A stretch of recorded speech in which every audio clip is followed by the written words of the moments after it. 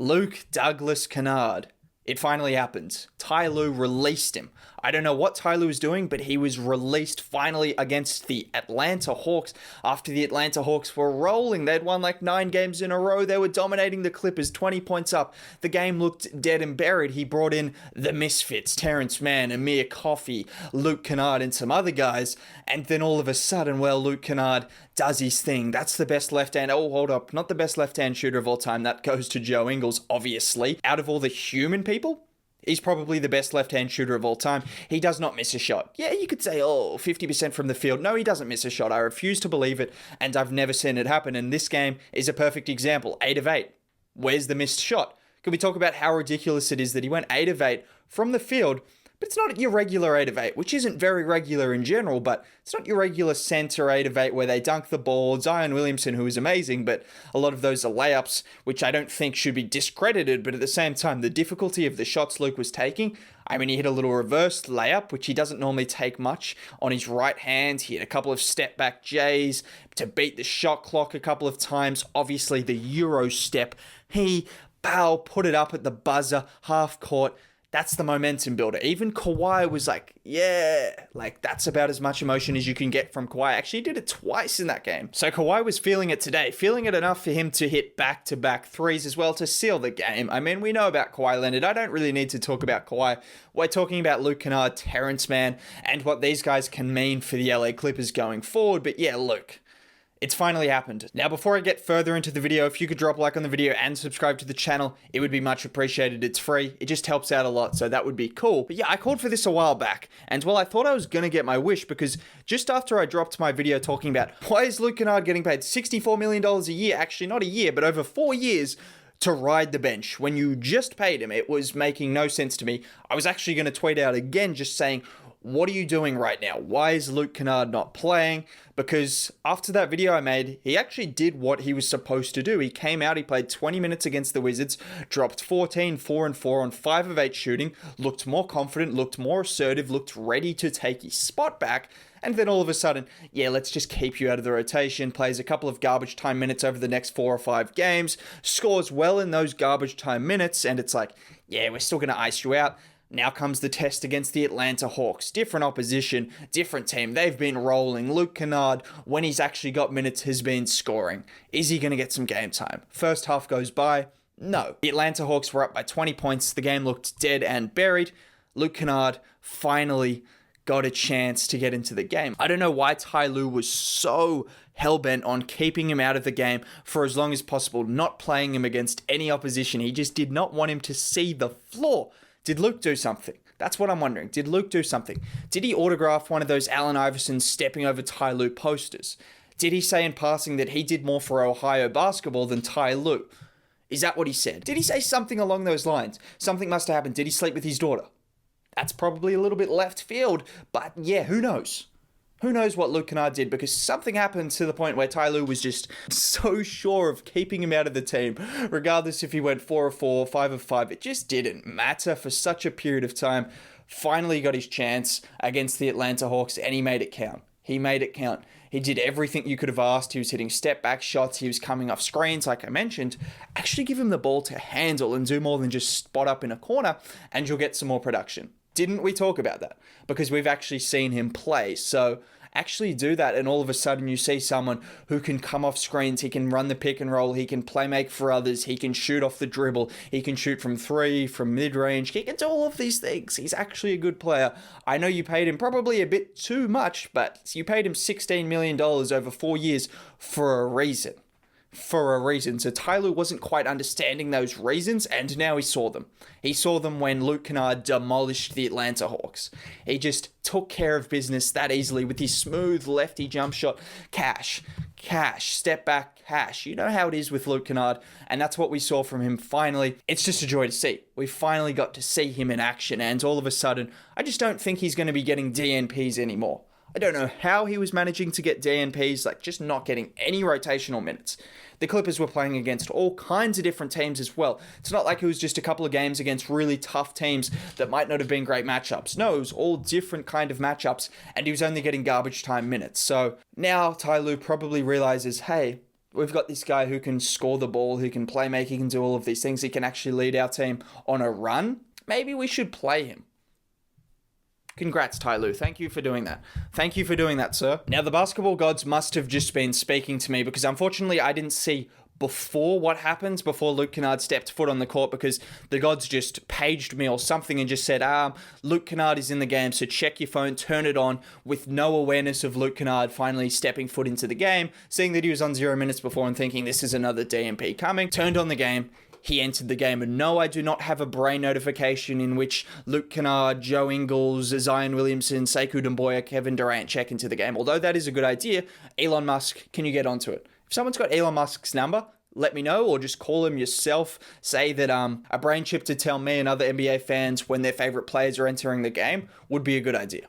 It's just a thought. I'm just going to throw that out there. And so we may as well talk about it into a bit more depth now, because there's a reason that I was talking about Luke Kennard and why he could be an impactful player for the Clippers. We saw what they did in the playoffs. Everyone talks about, Paul George, way off P, playoff P, all of these things in the playoffs because he struggled and the Clippers blowing a lead. But what got overshadowed was the lack of production coming off the bench, the lack of production outside of those two players, which put so much pressure on those two guys. And when those guys weren't performing, inevitably they lost the games. But Lou Williams, someone who was averaging 18 points a game, 20 points a game the season before that, did nothing in the playoffs. Nada. He was terrible. I like Lou Williams, but something was in those Magic City wings because he was bad, like really bad in the playoffs. He couldn't make a shot. Pull up 3, say less, that's a brick. Contested 3, say less, that's a brick.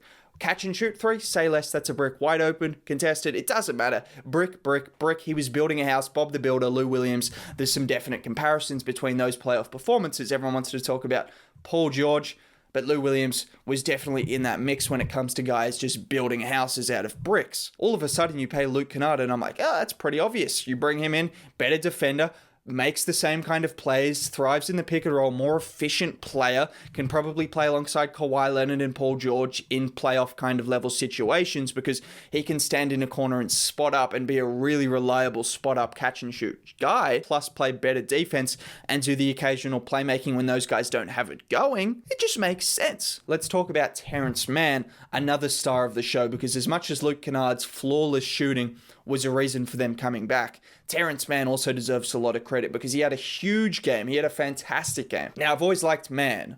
Not that there's anything wrong with that, but I said Mann. I've always liked Terance. He's just one of those guys that I could see playing a really nice bit part in the playoffs. He's got an ability to do a bit of everything. He's a good active defender, a good rebounder for his size, which I think gets overshadowed a bit. We always talk about the guards that just rack up rebounds these days because some of them come a bit easier for them, particularly with all the three-point shooting and everything, and the centers just clearing out the boards for them.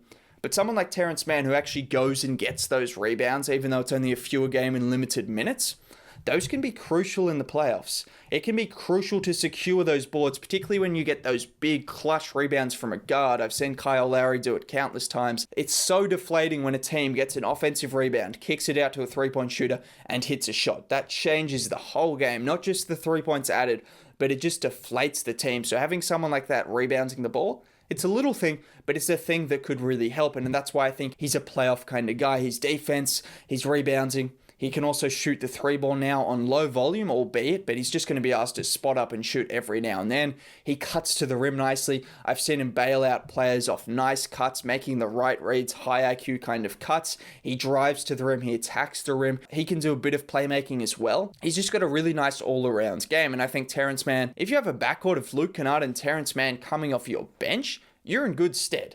You're in very good stead. They complement each other really nicely in terms of Luke's good at finding cutters. Terance Mann is good at driving and kicking.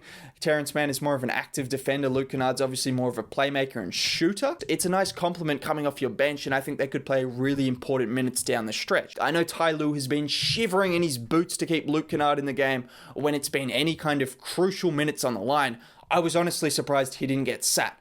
I thought even though he hit that half-court jump shot, he was still going to get sat on the bench because Ty Lue, like what else can you say? But he finally got those minutes and he showed look, he's not that bad. He made a couple of defensive mistakes, which you're going to want to see him improve on because those could be crucial in the playoffs. But all in all, this is the performance you can get from Luke Kennard. Obviously, he's not going to go 8 of 8 every night, but give him 10 shots a night. And all of a sudden, you're going to see why he averaged 15 points a game to go along with 4 assists in Detroit on pretty good efficiency in a team that had way worse spacing and didn't have the same kind of shot creation outside of him. Terance Mann as well deserves a lot of credit because these guys and their ability to translate this kind of play into the postseason is going to mean just as much as Kawhi Leonard and Paul George, because we already know what Kawhi Leonard and Paul George are doing. We know Kawhi Leonard's going to be great. If he can get to another level, like I mentioned before, that would help. Paul George obviously needs to get back to his best in the postseason. I have faith he will do that.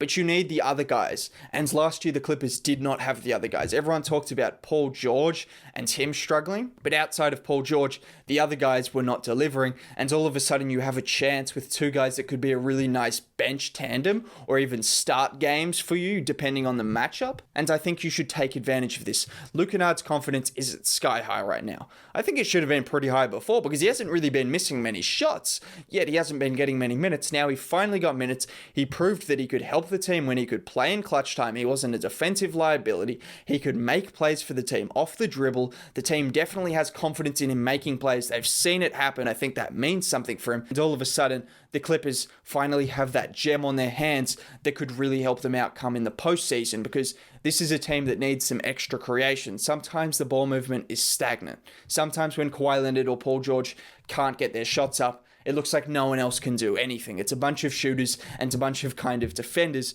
Now you've got someone who can add something different into the mix, and that's Luke Kennard, and he's really got a chance to help this Clippers team come the postseason. And we've seen him play in the playoffs. Don't think about he's going to be terrible in the playoffs. No, he averaged 15 points a game in his second year against the Milwaukee Bucks on a Detroit Pistons team that absolutely stunk and were getting blown out. And he did this on efficient numbers and against probably the best defenders the team had to offer because he was the only one scoring. So don't think that he's just going to shrink in the playoffs. No, he's already proven that he can perform in the playoffs against an elite playoff level team. Sure, the Bucks were probably treating it like a regular season or a preseason game because they were getting blown out every single night, Detroit.